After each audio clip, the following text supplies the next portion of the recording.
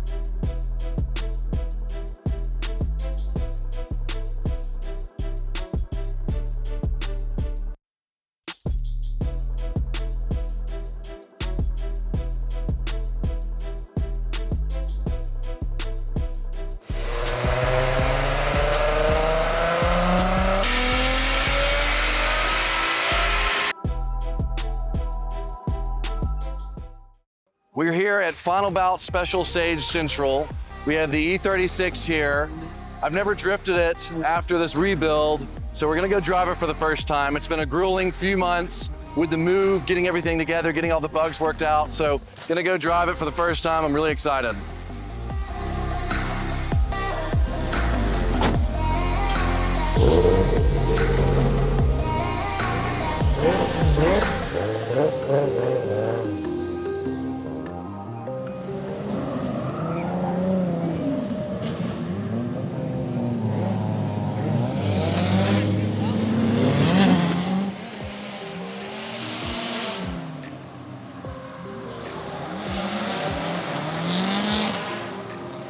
Like, I don't know how to explain it. Like, I can't even tell you what's wrong, but nothing happens. You're in car? Yeah. It just helps me. I know you're saying it, but like, I just like the way I see things. I just can't even process like what was going on. Cause like, I know it spools much later than most cars I'm used to, and that's fine. But like, as soon as it hits boost, it's just it just does everything wrong.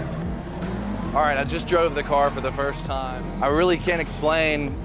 We have an in-car, so we'll figure it out, but I've never really drifted a car that did the things that the car just did. It felt like as soon as it hit boost and it started losing traction, it felt like my steering had no input. It just, I couldn't control where it was going. And so I'm kind of just, I've drifted a lot in the last few years, and it's weird. I mean, this is new, so I guess this is an opportunity to learn more about the car and learn more about setup and all that.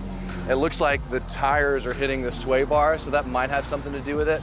But even at not full lock, it felt a little off. But you know, we got Mike here and Brian, and we'll figure it out. So a little disappointed, but it'll be all right. Yeah. That bar, because it's hitting the bar, you're gonna have to like manually pull it off that way. We do need to figure out this fuel dump issue. The fuel tank vent could be.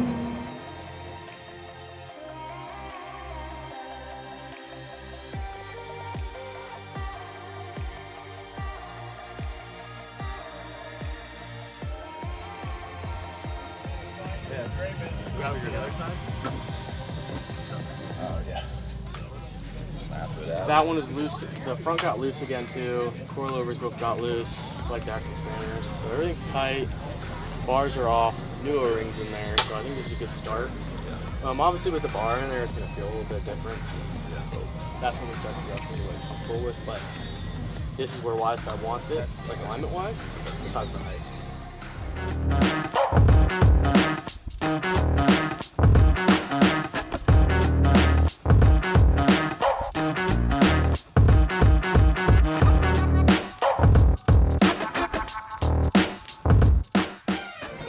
You guys a lot. You guys do a lot of good research. I've talked to plenty of guys that run your stuff, and okay. I've heard nothing but great things. Good. That's why I was like, well, as soon as my power steering system finally takes it. Yeah. We can tell you guys what they're kind of looking for, so I don't know who wants to go first. Don't suck and have fun. You can do it! That's it, yeah. Pretty simple, you know, this is drifting. We all do this for fun, so let's keep it fun. If you you want to line up now, go for it. Otherwise, go back to the pits, check out your cars, get your tires ready, and let's get going. Thanks, guys.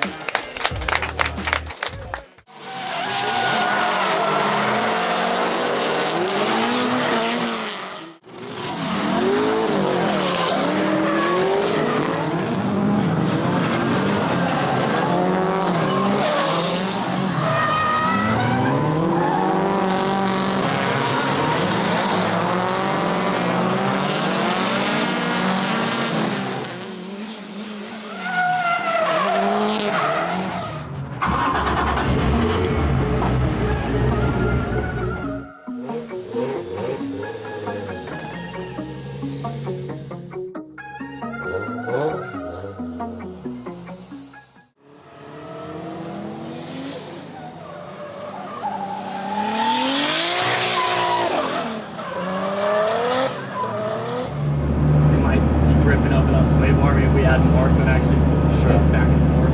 Okay. But yeah, just get some tire wear for me so we actually have some real feedback. Cool.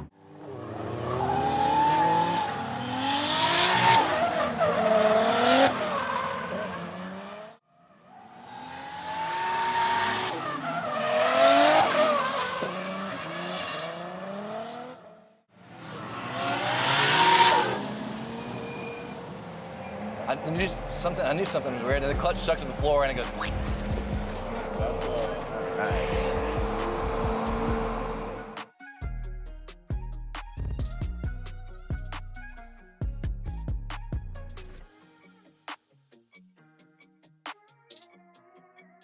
Just drove the E36 successfully. There's still a couple little bugs, but it feels incredible to finally drive it. The power is great. The car is perfectly grippy. We're having some self-steer issues where I sort of get stuck over here at lock and I have to really walk it over. So I can't power through turns because it can't get over fast enough. So we're fixing all that. We've got it figured out. Pretty successful session overall. I was just so stoked. It's been such a long road here and I'm just so excited. Did you have any perspective from outside? Yeah, it looked really good. The car is clearly ripping, and even though it's not necessarily his preference yet, we're obviously going to work on that. But it was actually really exciting to see because we worked so hard on this car. We've worked long hours on it. We've almost made it to events. We moved. We've just had so much going on the last few months that like we just could not give the time to the car that was needed. And then like we finally, Mike came on. We finally pushed one more hard time. So it was really exciting to see the car. It's like, oh, finally, yeah. So we're gonna tweak it some more and go out there. I'm gonna ride along later, and once he gets everything figured out. But yeah, it was absolutely sick to finally see this thing ripping. Yeah, I'm excited. Love it. You want a job? Yeah, we could just put a GoPro on you. Yeah. Just live stream it all day. Just a dog's eye view of the event.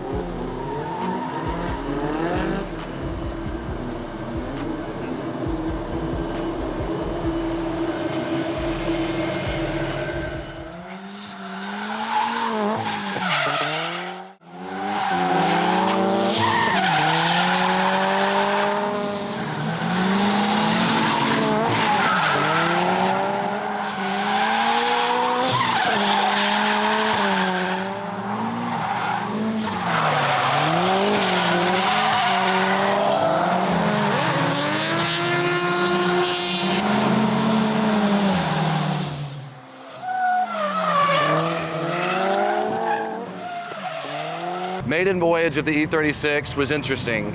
I was very excited, a little anxious, of course, to drive because we've put so much effort into the car. It had a self-steer issue that was interesting, and I couldn't even explain to Mike or Brian what even was happening. It felt, even if it wasn't at full lock, it felt like I couldn't get it to steer. So it was hard to explain to our guys, what even was wrong.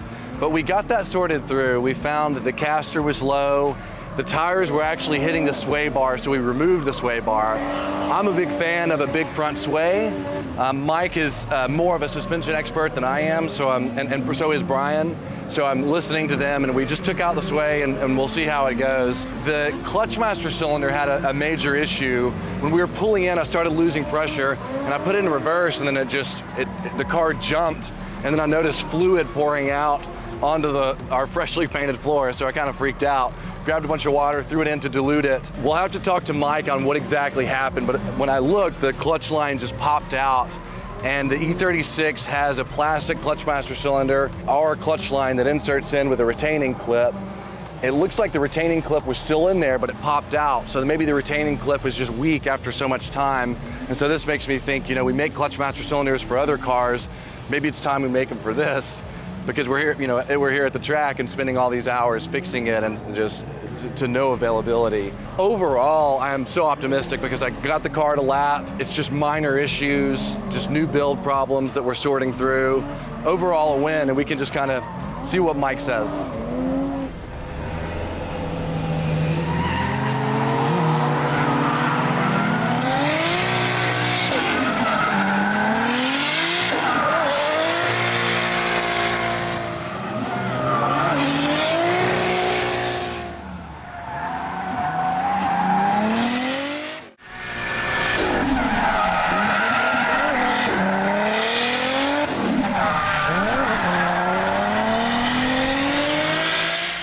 Okay, so the first lap out, I set the WiseFab up according to how they wanted baseline, besides us being super low. And I've never worked with Chase on a one-on-one level, so I was trying to figure out how to communicate what he wanted.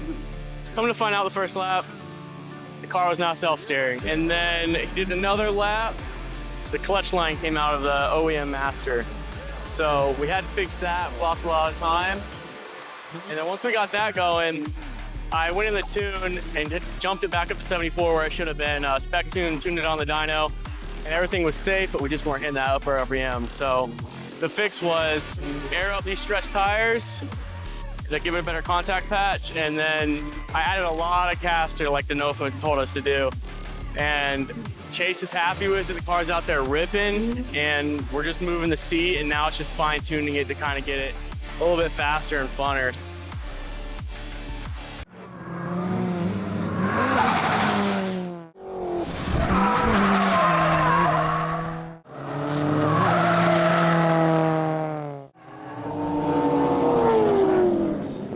I plead the fifth. We drove the BRZ a lot today. On our last event, the car still had the stock Torsen LSD because I really wanted it to remain a street car. Decided it just wasn't working, it was unsafe. I flew in, when you're transitioning with the Torsen, if it's a small track, it works fine, but on bigger tracks, it stays straight. Transitions are very unreliable. It also had, I think, positive Ackerman and not enough caster, so the self-steer, I was really fighting it. This one, we did a cause two-way, did zero Ackerman or parallel steering, and we added some caster in it. And my God, is it a different car. We have been ripping all day on it, and we've actually coined it Little Ripper. A true ripper. But man, this BRZ is incredible. I love the car. I can't believe how fun it is. It makes about 300 horsepower. It's got all the PBM front angle kit, all the rear arms, solid subframe. It's really set up for success, but we've never gotten to enjoy it for what it is. And man, today is just incredible. We'll have some in-car shots and out-of-car shots. It's so much fun. It's perfect for this track.